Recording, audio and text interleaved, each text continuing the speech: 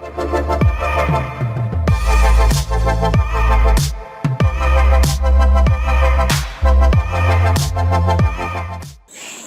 आप कहीं घूमने गए और आपसे किसी ने कहा no hanky panky with me, no hanky panky with me.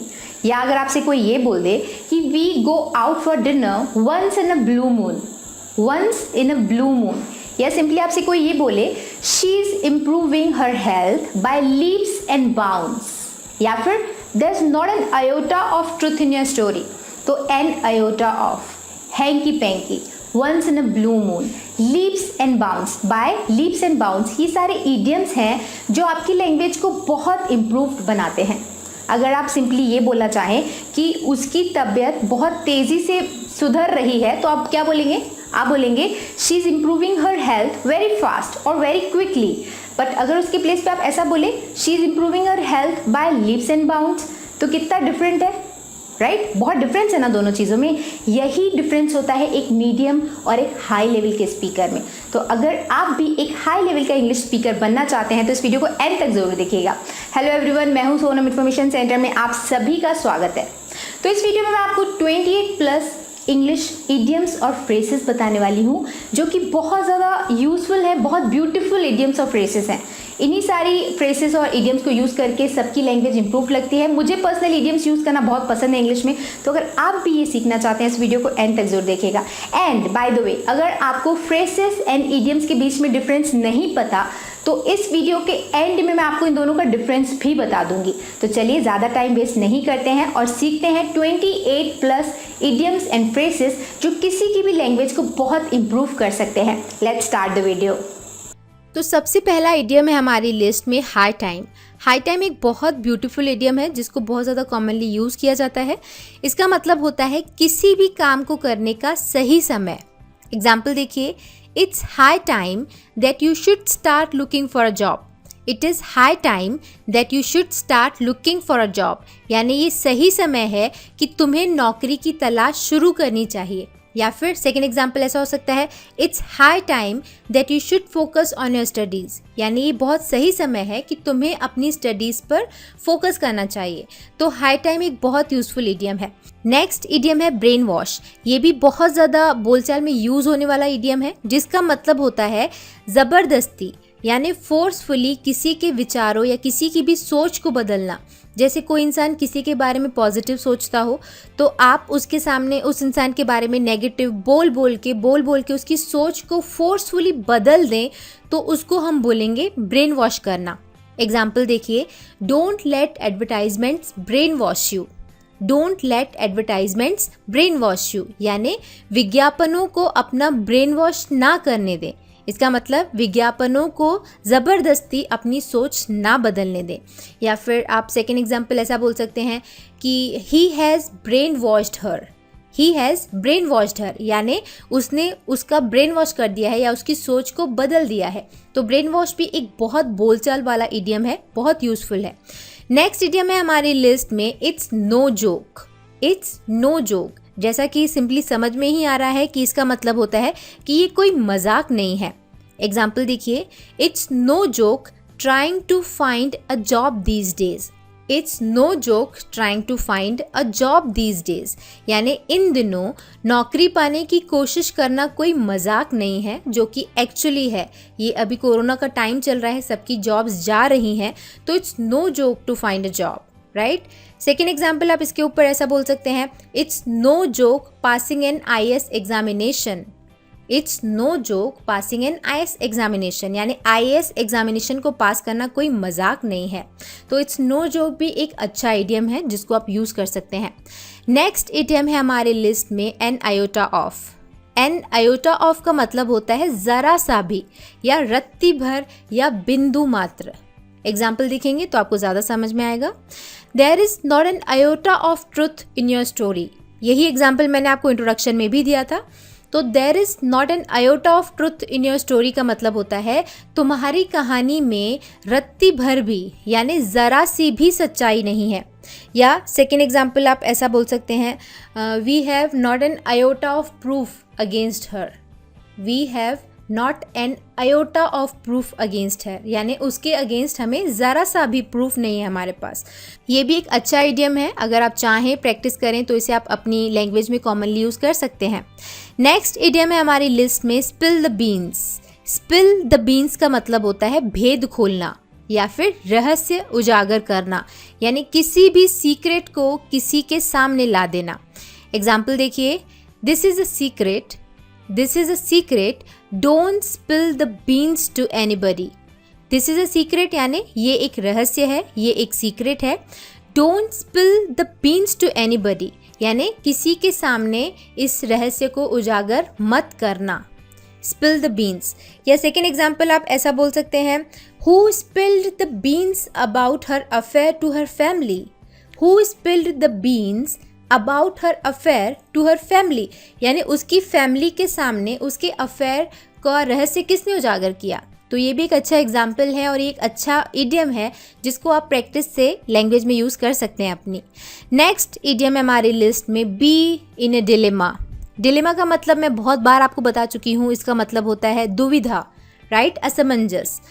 यानी अगर आप किसी भी परिस्थिति में कंफ्यूज हैं तो हम बोलते हैं आई एम इन अ डिलेमा, यानी मैं कंफ्यूज हूँ, मैं दुविधा में हूँ, ऑलराइट। तो बी इन अ डिलेमा का मतलब हुआ दुविधा में होना। एग्जाम्पल देखिए, I am in a dilemma whether to stay at school और get a job. I am in a dilemma यानी मैं दुविधा में हूँ, whether to stay at school और गेट अ जॉब, मैं दुविधा में हूँ कि स्कूल में रहूँ या नौकरी करूँ। या आप सिंपली एक और बोल सकते हैं एग्जाम्पल जैसे, he is in a dilemma about that offer. He is in dilemma about that offer यानी उस ऑफर के बारे में वो दुविधा में है कि उसको एक्सेप्ट करे कि नहीं करे। तो ये एक बहुत बहुत कॉमनली यूज्ड इडियम है जिसको आप प्रैक्टिस करके यूज़ कर सकते हैं। नेक्स्ट इडियम है हमारी लिस्ट में बैकअप। बैकअप का मीनिंग होता है समर्थन यानी सपोर्ट या फिर साथ देना, राइट, समर्थन या समर्थन देना। बैकअप का मीनिंग आप एक और जानते हैं जिसको हम बोलते हैं कि फाइल्स को बैकअप कर लो, नहीं तो डेटा लॉस हो जाएगा। तो बैकअप वो तो होता ही है कि किसी भी फाइल की, ज़्यादातर कंप्यूटर टर्म्स में यूज़ होता है कि किसी भी फाइल की कॉपी रखना कि वो कभी लॉस ना हो, तो उसको हम बैकअप बोलते हैं। बट बैकअप का ये सेकेंड मीनिंग होता है समर्थन या फिर साथ देना। एग्जाम्पल देखिए, I will not backup my friend if he is wrong. I will not backup my friend यानी मैं अपने फ्रेंड का साथ नहीं दूंगा इफ़ ही इज़ रॉन्ग, अगर वो गलत है तो। अगर मेरा दोस्त गलत है तो मैं उसका समर्थन या साथ नहीं दूंगा। तो बैकअप का मीनिंग हुआ समर्थन या साथ देना। तो बैकअप का ही अच्छा यूज़ है, अगर आप चाहें तो इसे कर सकते हैं। नेक्स्ट इडियम है हमारी लिस्ट में null and void. Null and void का मतलब होता है अस्वीकार्य, अमान्य या फिर प्रभावहीन। एग्जाम्पल देखिए, this contract is null and void. This contract is null and void, इसका मतलब ये अनुबंध या ये कॉन्ट्रैक्ट अमान्य है यानी प्रभावहीन है, अब ये नहीं चलता है, अब इसको स्वीकार नहीं किया जा सकता। या सेकेंड एग्जाम्पल आप ऐसा बोल सकते हैं, they declared their marriage null and void यानी उन्होंने अपनी शादी को प्रभावहीन घोषित कर दिया कि अब ये अमान्य है, इसको नहीं माना जाएगा। नेक्स्ट इडियम है हमारी लिस्ट में hit below the belt. Hit below the belt को बिल्कुल आप ऐसा मत समझना कि इसका मीनिंग होता है कि बेल्ट के नीचे मारना, नहीं। हिट बिलो द बेल्ट का मतलब होता है बेईमानी करना या नियम विरुद्ध लड़ना, यानी अनफेयरली रूल्स को फॉलो नहीं करते हुए लड़ना, उसको हम बोलते हैं hit below the belt. Example देखिए, fight on equal terms. Fight on equal terms यानी समान शर्तों पर लड़ो। Don't hit below the belt, बेईमानी मत करो। Don't hit below the belt, बेईमानी मत करो। या फिर you are hitting below the belt यानी तुम बेईमानी कर रहे हो। तो हिट बिलो द बेल्ट भी एक अच्छा इडियम है, अगर आप चाहें तो इसे यूज़ कर सकते हैं। नेक्स्ट इडियम है हमारी लिस्ट में टॉक बिग। टॉक बिग का मतलब होता है डींगे हाँकना या शेखी मारना, यानी वो लोग जो बहुत ज़्यादा सिर्फ बोलते हैं करते नहीं, उनके लिए हम ये इडियम यूज़ करते हैं टॉक बिग। एग्जाम्पल देखिए, those who talk big do not always act big. Those who talk big यानी वो लोग जो डींगे हाँकते हैं, do not always act big, वो हमेशा बड़ा काम नहीं करते हैं। या सेकेंड एग्जाम्पल आप इस तरीके से यूज़ कर सकते हैं, she talks big but don't act, कि वो डींगे तो बहुत हाँकती है यानी बहुत बड़ी बड़ी बातें तो करती है, बट डोंट एक्ट, बट कुछ करती नहीं है। तो टॉक बिग भी एक अच्छा इडियम है। नेक्स्ट इडियम है हमारी लिस्ट में once in a blue moon. Once in a blue moon का मतलब होता है बहुत कम या फिर कभी कभार। एग्जाम्पल देखिए, he now lives in a big city. He now lives in a big city यानी वो एक बड़े शहर में रहता है अब। And visits his parents once in a blue moon यानी अब वो एक बड़े शहर में रहता है और अपने माता पिता से बहुत ही कम मिलने आता है। Visits his parents once in a blue moon. Next idiom है हमारी लिस्ट में out and out. Out and out का मतलब होता है पूरी तरह या फिर complete. Example, that's an out and out lie. That's an out and out lie यानी ये एक पूर्ण झूठ है, ये एक पूरी तरीके से झूठ है। तो ये भी एक अच्छा यूजफुल बोलचाल वाला इडियम है जिसको आप यूज कर सकते हैं अपनी लैंग्वेज में। नेक्स्ट इडियम है बाय लीप्स एंड बाउंड्स। ये भी एक अच्छा बोलचाल वाला इडियम है जिसको ज़्यादातर लोग यूज़ करते हैं। इसका मतलब होता है बहुत तेज़ी से आगे बढ़ना या फिर दिन दुगनी रात चौगनी यानी बहुत तेज़ी से। एग्जाम्पल देखिए, he is progressing in his business by leaps and bounds. He is progressing in his business by leaps and bounds इसका मतलब वो अपने व्यवसाय में बहुत तेज़ी से प्रगति कर रहा है, बहुत तेज़ी से, बाय लीप्स एंड बाउंड्स। या फिर सेकेंड एग्जाम्पल आप बोल सकते हैं, her health is improving by leaps and bounds. Her health is improving by leaps and bounds यानी उसकी तबीयत बहुत तेज़ी से सुधर रही है। इस तरीके से by leaps and bounds use होता है। नेक्स्ट इडियम है bread and butter. Bread and butter का मतलब होता है रोजी रोटी या फिर जीविका। Example, photography is my bread and butter. Photography is my bread and butter यानी फोटोग्राफी मेरी जीविका है। जीविका मतलब ऐसा सोर्स या आपका अर्निंग सोर्स जिससे आप पैसे कमाते हैं, उसको हम बोलते हैं ब्रेड एंड बटर यानी फोटोग्राफी से मैं पैसे कमाता हूँ, it's my bread and butter. Alright, next phrase है, नेक्स्ट इडियम है बाय हुक और बाय क्रुक। बाय हुक और बाय क्रुक का मतलब होता है कैसे भी करके, फेयर अनफेयर, कोई भी तरीका यानी किसी भी तरीके से। एग्जाम्पल देखिए, I will finish this work by hook और by crook. I will finish this work यानी इस काम को मैं ख़त्म करूँगा कैसे भी करके, बाय हुक और बाय क्रुक। या सेकेंड एग्जाम्पल आप ये बोल सकते हैं, I will reach my goals by hook और by crook. I will reach my goals यानी अपने गोल्स पर मैं पहुंच ही जाऊंगा, उसको मैं अचीव कर ही लूँगा बाय हुक और बाय क्रुक, कैसे भी करके, फेयर अनफेयर कोई भी तरीका यूज़ करके। ऑलराइट, नेक्स्ट इडियम है हमारी लिस्ट में turn a deaf ear to. Turn a deaf ear to इसका मतलब होता है ध्यान न देना। Example, he turned a deaf ear to my request. He turned a deaf ear to my request इसका मतलब उसने मेरे अनुरोध पर या मेरे रिक्वेस्ट पर ध्यान ही नहीं दिया, उसकी तरफ डीफ ईयर कर दिया, ध्यान नहीं देना। या सेकेंड एग्जाम्पल आप बोल सकते हैं कि my boss turned a deaf ear to my explanation. My boss turned a deaf ear to my explanation यानी मेरे एक्सप्लेनेशन पर मेरे बॉस ने ध्यान ही नहीं दिया। तो ये भी एक अच्छा इडियम है। नेक्स्ट इडियम है हमारी लिस्ट में out of date. Out of date बहुत कॉमनली यूज इडियम है जिसका मीनिंग शायद आपको पता भी होगा। इसका मतलब होता है अप्रचलित, पुराना या फिर चलन से बाहर यानी जो अभी नहीं चलता है उसे हम आउट ऑफ डेट बोलते हैं। एग्जाम्पल देखिए, I don't think denim jeans will ever go out of date. I don't think denim jeans will ever go out of date यानी मुझे नहीं लगता कि डेनिम जीन्स कभी भी चलन से बाहर हो जाएंगी, यानी मुझे नहीं लगता कि वो कभी भी पुरानी होंगी। या सेकेंड एग्जाम्पल आप बोल सकते हैं कि fashions go out of date very soon या वेरी क्विकली यानी फैशंस बहुत जल्दी पुराने हो जाते हैं, चलन से बाहर हो जाते हैं। तो ये एक बहुत कॉमनली यूज इडियम है। नेक्स्ट इडियम भी इसी से मिलता जुलता है जो कि है up to date. Up to date का मतलब होता है आधुनिक, नवीनतम या फिर अब तक की पूरी जानकारी से जो अपडेटेड हो उसे हम अप टू डेट बोलते हैं। एग्जाम्पल देखिए, an engineer has to be up to date in his knowledge. An engineer has to be up to date in his knowledge. यानी एक इंजीनियर को अपने ज्ञान में अप टू डेट होना चाहिए यानी उसे पूरी नॉलेज होनी चाहिए जो कि अभी तक की नई जानकारी है। ऑलराइट, नेक्स्ट इडियम है हमारी लिस्ट में all ears. Be all ears, be मतलब होता है होना। ऑल ईयर्स यानी एकदम उत्सुक होना यानी एकदम फोकस से सुनना, किसी की बात को सुनने के लिए उत्सुक होना, क्यूरियस होना, उसको बोलते हैं ऑल ईयर्स। एग्जाम्पल देखिए, tell me exactly what happened.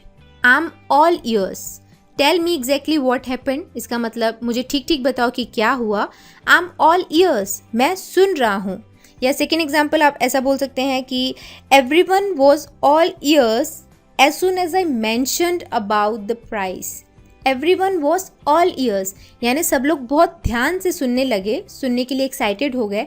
As soon as I mentioned about the price, जैसे ही मैंने प्राइस के बारे में बात की। तो ऑल ईयर्स भी अच्छा इडियम है। नेक्स्ट इडियम है इन अ जैम। इन अ जैम एक बहुत एग्जैक्ट इडियम तो मैं नहीं बोलूँगी, ये बोलचाल में यूज़ होता है मुश्किल में या कठिन परिस्थितियों में बोलने के लिए।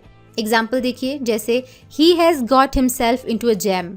He has got himself into a jam, इसका मतलब उसने अपने आप को मुसीबत में डाल दिया है। तो अब जैम में फंसना तो आप समझते ही हैं, जो कि ट्रैफिक का जैम होता है या सेकेंड जैम होता है जो हम जैम खाते हैं। तो ये दोनों जैम्स यहाँ पर नहीं यूज़ हो रहे हैं। इन अ जैम मतलब मुसीबत में पड़ जाना या मुसीबत में फंस जाना, कठिन परिस्थिति में फंस जाना। तो ये एक स्लैंग है जो कि बोलचाल में यूज़ होता है, जैसे my life is in a jam, यानी मेरी लाइफ अभी बहुत मुसीबत में है। तो इस तरीके से। ऑलराइट, नेक्स्ट इडियम है हमारी लिस्ट में सी eye to I. C eye to आई इसका मतलब होता है सहमत होना, किसी के साथ एग्री करना। Example, I don't always see eye to eye with my father. I don't always see eye to eye with my father, इसका मतलब मैं हमेशा अपने पिता के साथ सहमत नहीं होता हूँ, मैं हमेशा उनके साथ अग्री नहीं करता हूँ। या सेकेंड एग्जाम्पल आप सिंपली ऐसा बोल सकते हैं, I can't see eye to eye with you in this matter. I can't see eye to eye with you in this matter, यानी इस मैटर पर, इस मुद्दे पर मैं तुम्हारे साथ अग्री नहीं कर सकता, सहमत नहीं हो सकता। तो इस तरीके से ये यूज़ होता है, अच्छा इडियम है ये भी। नेक्स्ट इडियम है हमारी लिस्ट में cry one's heart out. One's मतलब कोई भी हो सकता है, क्राई माई हार्ट आउट और क्राई हर हार्ट आउट, इस तरीके से वंस के प्लेस पे आप कोई भी सब्जेक्ट यूज़ कर सकते हैं। एग्जाम्पल देखेंगे तो आपको ज़्यादा समझ आएगा। Anyway, cry one's heart out का मतलब होता है फूट फूट कर रोना या जी भर कर रोना, इनकंसोलेबली रोना। एग्जाम्पल देखिए, she cried her heart out over her mother's death. She cried her heart out over her mother's death, यानी अपनी माँ के निधन पर वो फूट फूट कर रोई। और I cried my heart out after watching that emotional movie, यानी उस इमोशनल मूवी को देखकर मैं फूट फूट कर रोई। तो इस तरीके से क्राई हार्ट आउट यूज़ होता है, ये भी एक यूज़फुल इडियम है। नेक्स्ट इडियम है हमारी लिस्ट में इन a flash. In a flash का मतलब होता है एक पल में या फिर तुरंत या फिर एकाएक, एक ही पल में। एग्जाम्पल देखिए, an intelligent man sees the whole thing in a flash. An intelligent man sees the whole thing in a flash, इसका मतलब एक बुद्धिमान व्यक्ति पूरी बात को एक ही पल में समझ जाता है। या सेकेंड एग्जाम्पल इसके ऊपर आप ऐसा बोल सकते हैं, just wait I will be back in a flash. Just wait I will be back in a flash, यानी थोड़ा इंतज़ार करो, मैं एक ही पल में वापस आ जाऊंगा। तो इस तरीके से इन फ्लैश अलग अलग तरीके से यूज़ हो सकता है। नेक्स्ट इडियम है हमारी लिस्ट में गोइंग्स ऑन।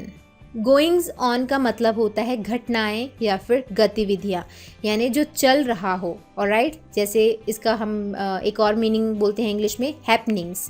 हैपनिंग्स का मतलब भी यही होता है, घटनाएं या गतिविधियाँ। तो गोइंग्स ऑन भी वैसे ही यूज़ होता है। एग्जाम्पल देखिए, जो कि मैंने अभी रिसेंट बॉलीवुड कंडीशन के ऊपर बनाया हुआ है, जैसे आफ्टर सुशांत्स डेथ। अगर आप थोड़ा भी अपडेटेड रहते हैं न्यूज़ से तो आपको पता होगा सुशांत सिंह राजपूत की अभी डेथ हो चुकी है। तो after Sushant's death the goings on in Bollywood are under question. After Sushant's death the goings on in Bollywood are under question, यानी सुशांत की मौत के बाद बॉलीवुड में चल रही गतिविधियाँ सवालों के घेरे में हैं। या सेकेंड एग्जाम्पल आप सिंपली ऐसा बोल सकते हैं, the goings on in our neighbourhood are very dangerous, यानी मेरे पड़ोस में चल रही गतिविधियाँ बहुत खतरनाक हैं। तो इस तरीके से गोइंग्स ऑन आप यूज़ कर सकते हैं। नेक्स्ट इडियम है हमारी लिस्ट में eight first hand. Eight first hand का मतलब होता है डायरेक्टली, यानी सीधे या फिर पहले हाथ में। कहने का मतलब डायरेक्टली एक के पास से सीधा आपके पास कोई चीज़ पहुँचे तो उसे हम बोलते हैं एट फर्स्ट हैंड। एग्जाम्पल देखिए, we got this information at first hand. We got this information at first hand, इसका मतलब इसकी जानकारी हमें सीधे मिली, यानी डायरेक्टली मुझे ही इसकी जानकारी मिली। या सेकेंड एग्जाम्पल आप बोल सकते हैं, it is much cheaper to buy anything at first hand. It's much cheaper to buy anything at first hand, यानी डायरेक्टली अगर आप कोई चीज़ खरीदते हैं तो आपको बहुत सस्ती पड़ती है, फर्स्ट हैंड में खरीदते हैं तो किसी के थ्रू आपको कोई चीज़ मिलेगी तो आपको ज़्यादा महंगी पड़ती है। तो ये भी एक अच्छा इडियम है। नेक्स्ट इडियम है हमारी लिस्ट में हैंकी पैंकी। हैंकी पैंकी का मतलब होता है चालाकी या फिर धोखा। Example, I think there was some hanky panky with the last election. I think there was some hanky panky with the last election, यानी मुझे लगता है कि पिछले चुनाव में कुछ चालाकी थी या फिर कुछ धोखा था। या मैंने आपको इंट्रो में तो बोला ही था, no hanky panky with me, यानी मेरे साथ कोई चालाकी नहीं। तो इस तरीके से हैंकी पैंकी यूज़ होता है। नेक्स्ट इडियम है हमारी लिस्ट में द 11th आवर, जिसका आप मतलब समझ रहे होंगे 11वां घंटा, जो कि बिल्कुल गलत है। द 11th आवर का मतलब होता है एकदम लास्ट का समय, आखिरी समय। एग्जाम्पल देखिए, some passengers always reach at the station at the 11th hour. Some passengers always reach at the station at the 11th hour, यानी कुछ यात्री हमेशा स्टेशन पर आखिरी समय में पहुंचते हैं। या सेकेंड एग्जाम्पल आप इसी तरीके से बोल सकते हैं कि he reached at the party at the 11th hour. He reached at the party at the 11th hour, यानी वो लास्ट में एकदम पार्टी में पहुंचा, आखिरी समय में। तो इस तरीके से द 11th आवर यूज़ होता है। नेक्स्ट इडियम है हमारी लिस्ट में day in day out. Day in day out का मतलब होता है दिन रात, प्रतिदिन या फिर लगातार। Example, most woman work at home day in day out. Most woman work at home day in day out, इसका मतलब हुआ कि ज़्यादातर महिलाएं घर में दिन रात काम करती हैं, डे इन डे आउट। या सेकेंड एग्जाम्पल इसके ऊपर आप ऐसा बोल सकते हैं, I have to do the same boring job day in day out. I have to do the same boring job day in day out, यानी मुझे सेम बोरिंग जॉब दिन रात करनी पड़ती है। तो इस तरीके से डे इन डे आउट आप यूज़ कर सकते हैं। अब चलते हैं हमारे लास्ट इडियम की ओर, जो कि है ins and outs. Ins and outs का मतलब होता है पूरा विवरण, पूरी डिटेल, छोटी से छोटी जानकारी, उसको हम बोलते हैं इन्स एंड आउट्स। एग्जाम्पल देखिए, he knows all the ins and outs of this business. He knows all the ins and outs of the business, इसका मतलब वो इस व्यवसाय के बारे में छोटी से छोटी जानकारी जानता है, ins and outs of the business. या सेकेंड एग्जाम्पल आप इसके ऊपर ऐसा बोल सकते हैं, he knows ins and outs of the photography, यानी फोटोग्राफी के बारे में वो छोटी से छोटी बात जानता है।